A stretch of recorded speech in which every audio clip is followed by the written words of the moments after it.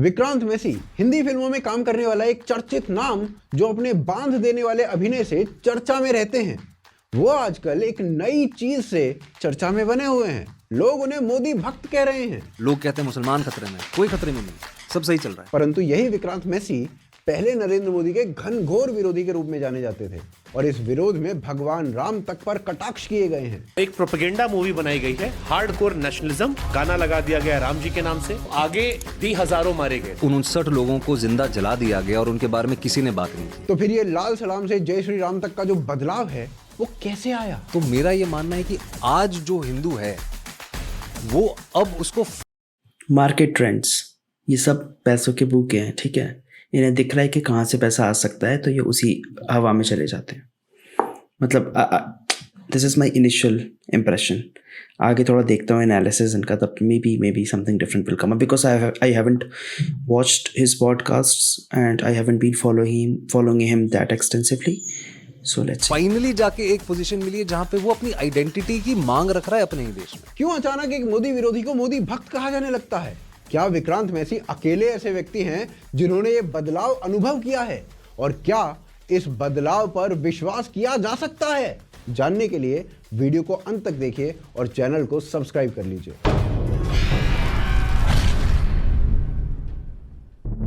सुना, चैनल को सब्सक्राइब कर लीजिए।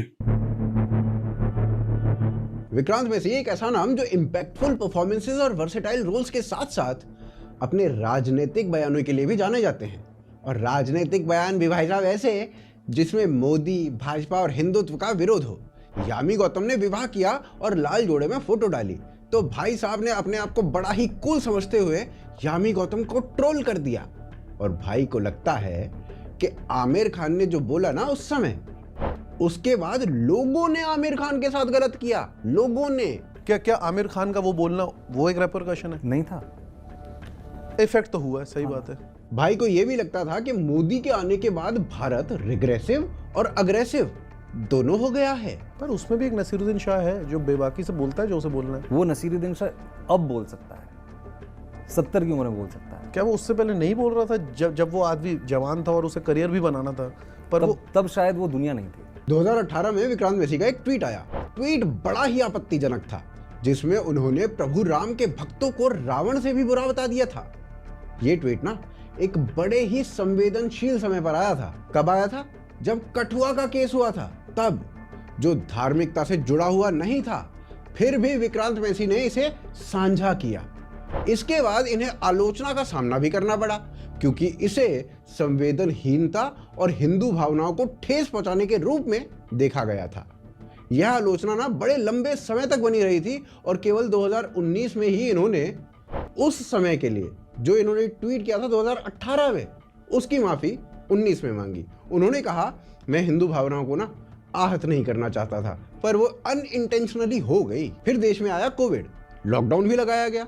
अब अकेले भारत में तो कोविड आया नहीं था, अकेले भारत में तो लॉकडाउन लगा नहीं था, पर इन भाई साहब ने केवल भारत के लॉकडाउन को रिडिकुलस बोल दिया। लेकिन अब अचानक से भाई साहब के सुर कुछ बदले बदले से लग रहे हैं। भाई साहब ने मोदी की तारीफ कर दी और अब भाई साहब को मोदी विरोधी ट्रोल कर रहे हैं। पर मोदी के समर्थकों के गले भी ये बात नहीं उतर रही है कि जो आदमी इतने वर्षों से मोदी विरोधी रहा हो, वो अचानक से कैसे मोदी समर्थक बन गया। Just like Shaila Rashid.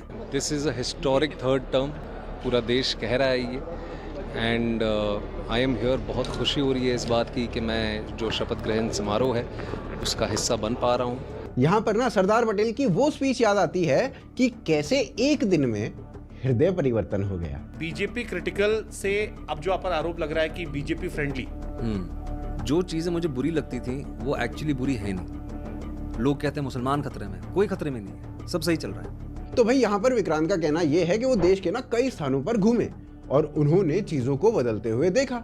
थोड़ा सा लंबा वीडियो है पर इंपॉर्टेंट है, ध्यान से सुनना। मेरे फादर इन लॉ हिमाचल में रहते हैं, गांव में रहते हैं। वहां पे अभी गांव मतलब सड़कें वड़कें अब बन गई हैं। पहले जब उनके यहाँ से ट्रक निकलता था नेशनल हाईवे पहुंचने के लिए 4 घंटे लगते थे। ऊना पास में नेशनल हाईवे पड़ता है। गुजरात में मेरे ऐसे कितने दोस्त हैं जिनकी सिरेमिक की फैक्ट्रीज है, मोरबी में। सिरेमिक कैपिटल बोलते हैं उसको हिंदुस्तान में। उनकी जब ट्रक्स निकलती थी वो हाईवे पहुंचते पहुंचते सुबह हो जाती थी। इंफ्रास्ट्रक्चर बदला है, चीजें बदली हैं। आज देश आगे बढ़ रहा है. I have changed over the last 10 years. The way I see things, जो अगर हम जैसे मैं ट्रैवल की बात करता हूँ, मैं यूपी, बिहार, देश के गांव-गांव में जाता हूँ, मेरी कई बार छोटी-छोटी फिल्में करता हूँ मैं, जो जिनका बजट नहीं होता है, गांव का बैकड्रॉप होता है, वहां पे लोगों से मिला हूं, उनसे चर्चा हुई, चीजें अपनी आंखों से देखी है. अब ये जो चेंजेस विक्रांत मैसी में दिख रहे हैं ना, अब ये चेंजेस क्या हृदय से आए हैं, या फिर ये चेंज इसलिए हैं क्योंकि भाई साहब की फिल्म आ रही है, या फिर जैसा भाई साहब ने स्वयं ने कहा कि घर तो हमें भी चलाना होता है, इसलिए आए हैं. अब भाई अगर इन भाई साहब को अपने बिल्स भरने की चिंता है तो आपको भी होगी. आप भी सेविंग्स या इन्वेस्टमेंट या स्टॉक. बाकी अब अगले अध्याय में ये बताएंगे कि ये जो हृदय परिवर्तन है ये केवल विक्रांत मैसी का है या और भी लोग हैं ऐसे जिनका ये हृदय परिवर्तन हो चुका है. चलते हैं अगले अध्याय में. I knew it. देखिए, किसी भी व्यक्ति के विचार अपने बारे में चेंज करने के लिए उस व्यक्ति के मस्तिष्क में जो इंफॉर्मेशन है ना, उसका अपडेट होना इंपॉर्टेंट हो जाता है. उसके बाद भी यदि वो व्यक्ति पूर्वाग्रह से रिक्त हो, तब जाकर उसके विचार आपके बारे में चेंज हो सकते हैं, अदरवाइज नहीं हो सकते. नरेंद्र मोदी के कई ऐसे घोर विरोधी रहे हैं जो आज उनकी प्रशंसा कर रहे हैं, परंतु क्यों?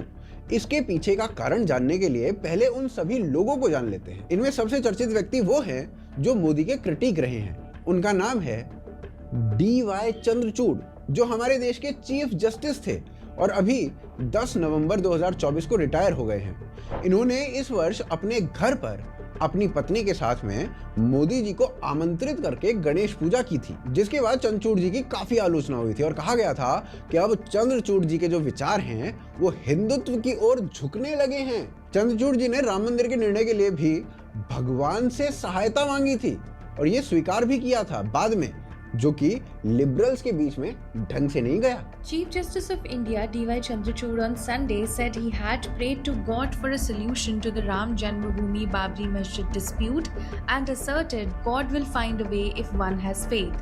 इसके साथ साथ वो मौजूदा सरकार की तारीफ भी करते हुए दिखते हैं. CJI के अनुसार भारत अब बदल रहा है. इसके अलावा JNU की पूर्व छात्रा और मोदी सरकार की कट्टर विरोधी शेरा राशिद कभी JNU में आजादी आजादी के नारे लगाया करती थी.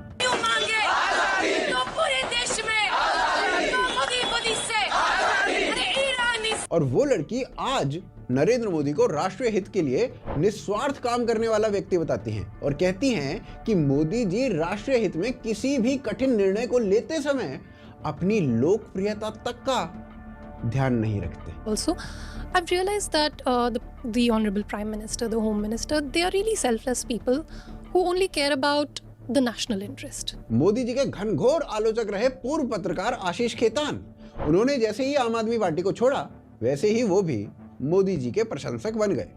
खेतान ने मोदी ये तो पॉलिटिकल लग रहा है मुझे.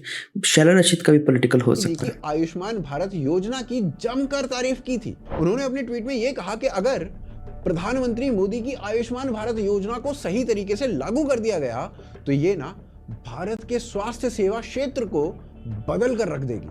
इससे लाखों लोगों की जान बचेगी और गरीबों को आर्थिक बर्बादी से बचाया जा सकेगा. एक समय मोदी जी के घनघोर आलोचकों की लिस्ट में खास स्थान रखने वाले मुस्लिम नेता जफर सरेशवाल, ये भी काफी समय से मोदी प्रशंसक की तरह ही बोलते हुए दिखाई दे रहे हैं. बरखा दत्त को 3 अप्रैल 2024 को दिए गए अपने एक साक्षात्कार में उन्होंने कहा था कि मोदी जी का जनता के साथ बहुत अच्छा तालमेल है और उनकी राजनीतिक रैलियां वो भाई माइकल जैक्सन के शो जैसी हिट होती हैं. मोदी साहब की 2003 की बात है.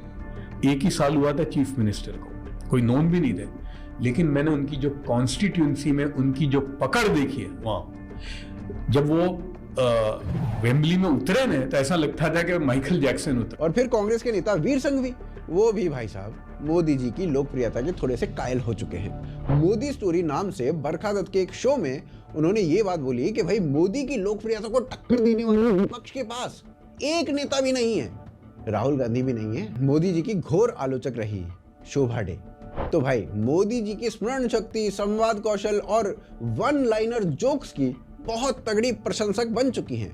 शोभा डे मोदी जी के लिए क्या सोच रखती हैं वो आप यहाँ पर पढ़ सकते हैं. फिर इसके बाद आचार्य प्रमोद कृष्णम, जो पहले कांग्रेस के शीर्ष नेतृत्व में अपनी भूमिका रखते थे, वह भी हिंदुत्व की तरफ तेजी से आगे बढ़ते हुए दिखाई दिए और साथ ही साथ मोदी जी के प्रशंसक भी बन गए, जिस कारण से उन्हें पार्टी से निकाल भी दिया गया। और अब तो आचार्य बट क्वेश्चन इज कि how many of them are genuine converts, कि क्या मतलब इज इट जस्ट पॉलिटिकल, और उनको ये लग रहा है कि कांग्रेस हमें इतना वैल्यू नहीं कर रही है तो हम कांग्रेस से हट करके मोदी जी की झूठी झूठी तारीफ करते हैं ताकि हमें बीजेपी में पॉलिटिकल करियर बनाने को मिल जाए।